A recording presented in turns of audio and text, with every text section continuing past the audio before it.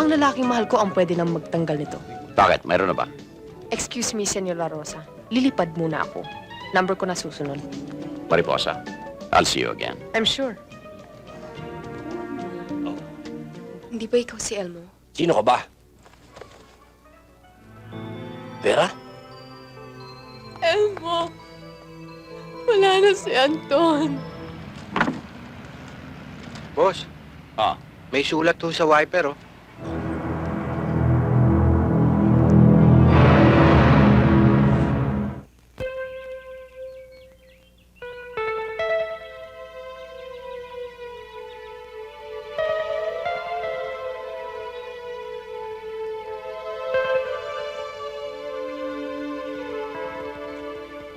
Anton, ramdam na ramdam ko. Malaki pa rin ang galit mo sa akin. Siguro, hindi mo na ako mapapatawad. Anton, parehong dugo natin. Iisa ang buhay natin. Kakambal mo ako eh. Kaya hanggat buhay ako, buhay ka pa rin. Kahit sa gusto mo, ipaghihiganti kita. Makikipagtumbahan ako para sa'yo.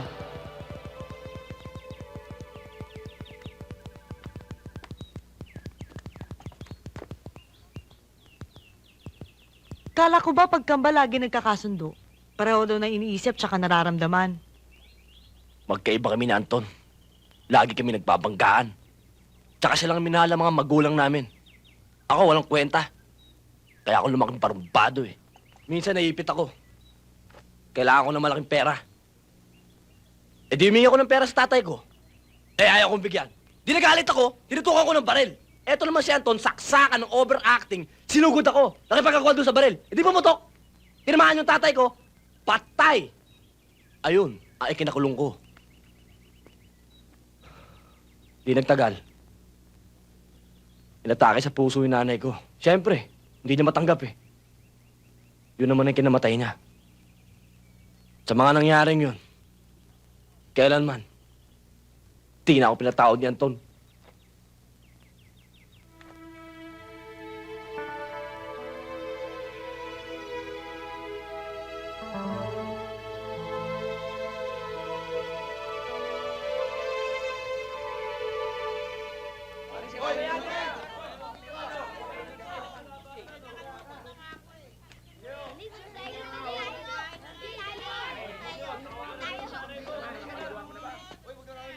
Tao po!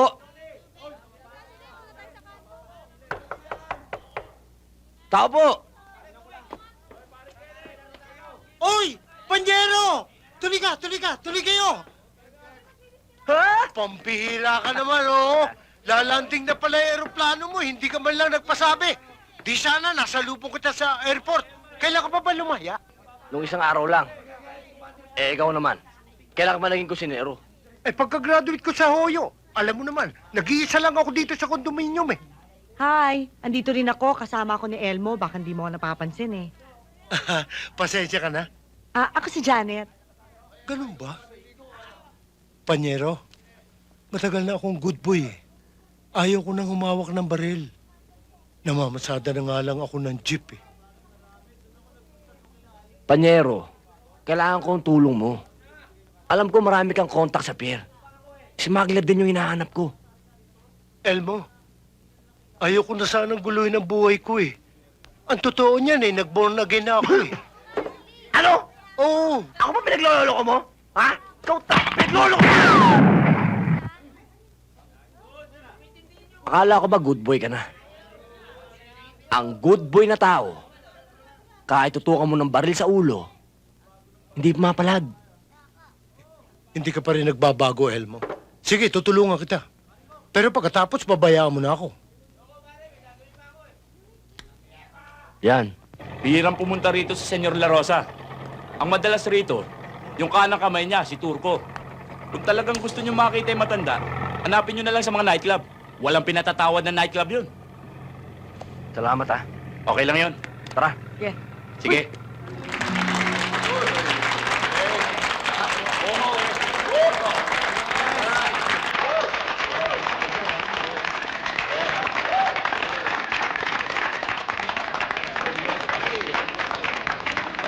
Puro ka pagsiselos. Hindi naman ah. Excuse me, sir. Gusto raw po kayo makausap ni Mariposa, yung singer. Sino? Si Mariposa o yung singer. Sabihin mo sa kanya ako kausapin niya. Sandali. Ang bilin po sa akin eh. Si Charlotte. Hayaan mo nang kausapin ko. Baka ito na hinihintay natin pagkakataon. Huwag na. Kakausapin ko sabi. O sige, kiss muna. Talagang in love na in love sa akin. Bilisan mo, baka mamaya kung ano na yan. Wait lang yan. Janet, mukhang madidisgrasya pa yata si Kulapo. Subukan niya. Puputulan ko siya. Let's drink to that. Naway wag maputol.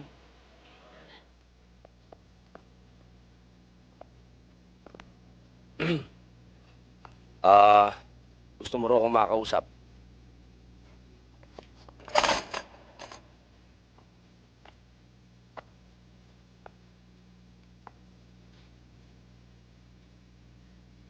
Hindi ba ikaw si Elmo? Sino ka ba? Ha?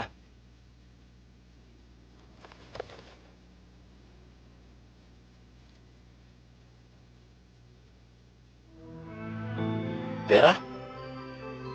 Elmo, wala na si Anton. Wala nang kapatid mo. Alam ko. Kaya nga ako nandito eh. Naghahanap. Nagtatanong. Kung ano talaga nangyari. Elmo.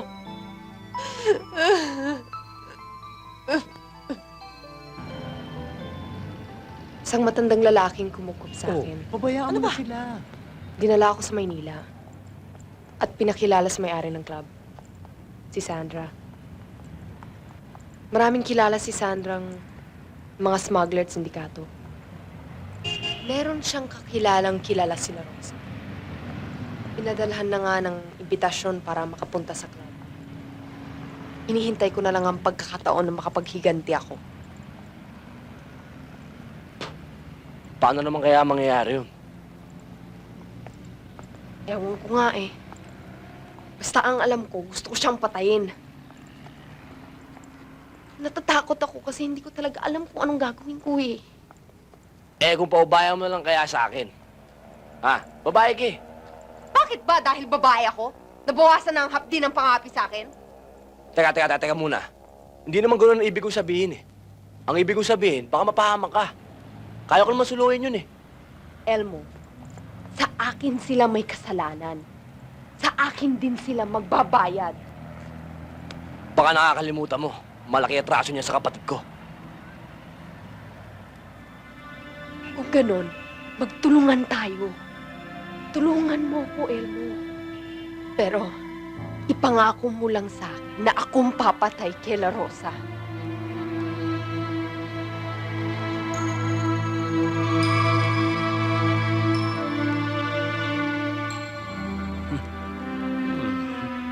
Ayan.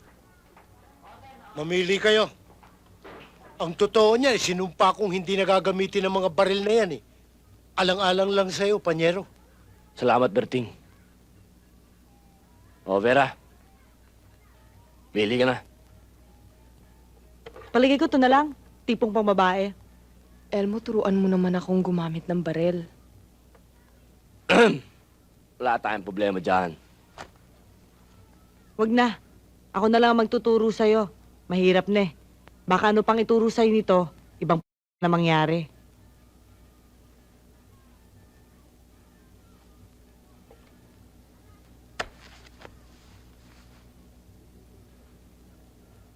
Hindi ganyan. O, paano? Hindi ka ba nanonood ng sine? Dalawang kamay ang hawak. Okay, dahil pag pinaputok mo yan, hindi ka tatamaan yan. Eh, gano'n na rin yun. Pag nakatutok na to sa kanya, maaari bang hindi siya tamaan? Tama na yung forma na yan. Bahala ka. Sorry, Janet. Nagngingit-ngit kasi ako kapag naalala ko sila Rosa. Di saka mo na lang gamitin yung galit mo pagkaharap mo na siya. Ay, nako. 2 araw mo nang binubuno yan, hindi mo pa rin makuha-kuha. Alam mo, Vera, Meron talaga mga taong kahit anong gawin mo, hindi matututong humawak ng baril. Huwag mo kong asarin, Elmo. Sinasabi ko lang sa'yo. Hindi ka naman kailangan matutong humawak ng baril eh. Ka lang sa harap nila Rosa, sigurado ko masasaksak mo yun. Anong akala mo sa akin? Hoy, nakakaapa ka yata. Ito kasing boyfriend mo eh. Ang baba ng tingin sa babae. Oy, dapat lang dahil lalaki ako. Ako dapat ang nasa ibabaw. Bakit kayo na yan, Ton? Sino ba nasa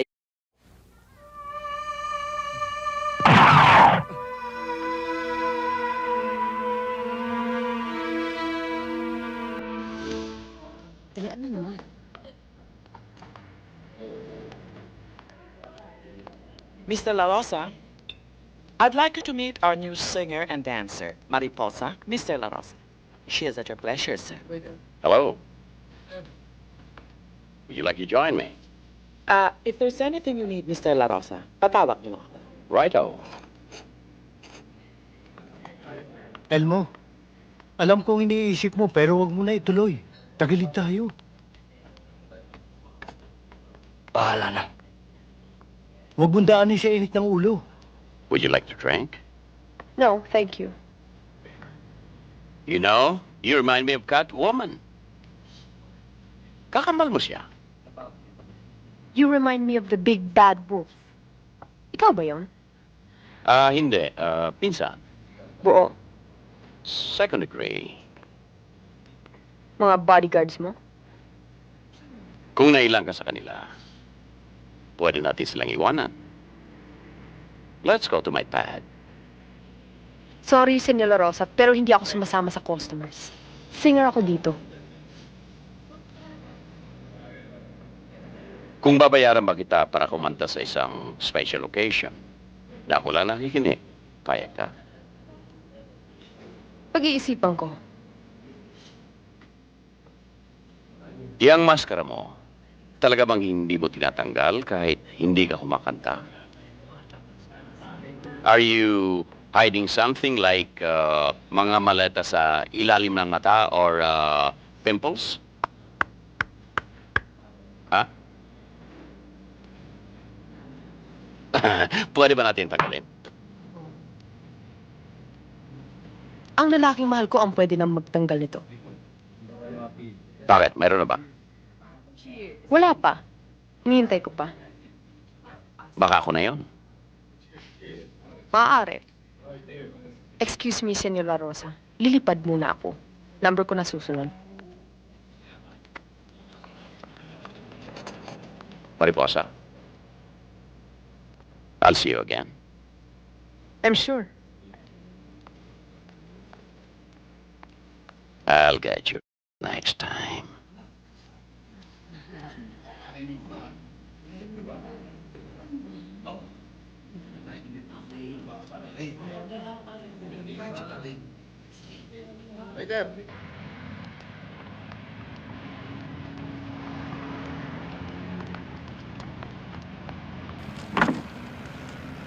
Boss, Ah, may sulat to sa wiper, oh.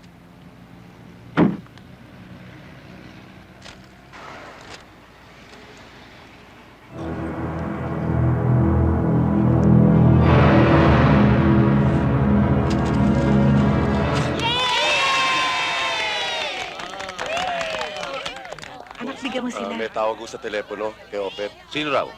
Kaklase niya yata. Gusto bumati. Mga bata, kain Opet, na kayo. Opet. Opet. You have a telephone call. Hello?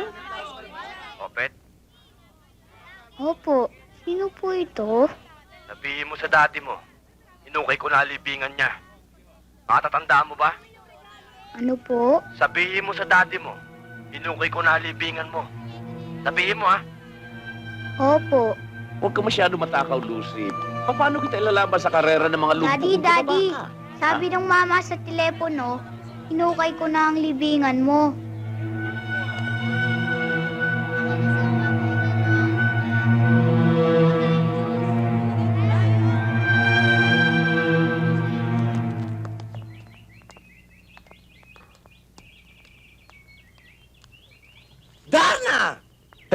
Ding! Eto buko mo. He? Ano bang binabalak mo?